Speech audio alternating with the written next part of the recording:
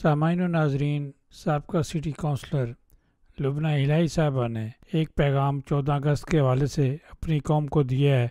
आइए सुनते हैं। अस्सलाम वालेकुम मेरे पाकिस्तानियों, पाकिस्तान की बेटी आपकी खिदमत में सलाम पेश करती है। आज पाकिस्तान का 76वां यौम आज़ादी है और मेरे अपने ख़ानदान में 22 लोगों की शहादत हुई थी, जो कि भारत से जिंदा एक ट्रेन के डिब्बे में बैठे थे, लेकिन लाशों की सूरत में पाकिस्तान पहुंचे थे।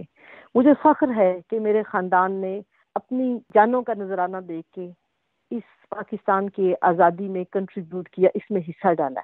मैं इस पे बहुत फख्र महसूस करती हूँ। और साथ ही मैं ये कहूँगी कि हमें फख्र है कि हमारी फौज, पाकिस्तान की फौज, सलाम है उनको। और मैं साथ ये भी कहूँगी कि एक तीसरा हाथ है जो कि पिछले चंद सालों में पाकिस्तान की अवाम और हमारी फौज के दरमियान हाइल होने की कोशिश कर रहा है।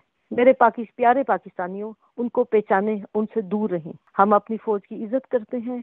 फौज भी हमारी है, पाकिस्तान भी हमारा है, मामलात भी हमारे हैं, लेकिन किसी तीसरे हाथ को हम कतई इजाजत नहीं देंगे कि वो हमारी अंदरूनी मामलात में मुदाखलत करे। नजरिया पाकिस्तान का एक अहम हिस्सा है कि हमें इकबाल का शहीन बनना है। ये पाक फौज के नाम, जिनका लहू इस मट्टी के लिए बहता है, जिनका लहू मेरे पाकिस्तान के लिए बहता है, जिनका लहू आपके और मेरे पाकिस्तान के लिए दिल बहता है, और मेरे दिल में बसने वाले जान से प्यारे पाकिस्तान के नाम, पाकिस्तान जिंदाबाद, फौज, पाकिस्तानी फौज जिंदाबाद, पाक फौज जिंदाबाद।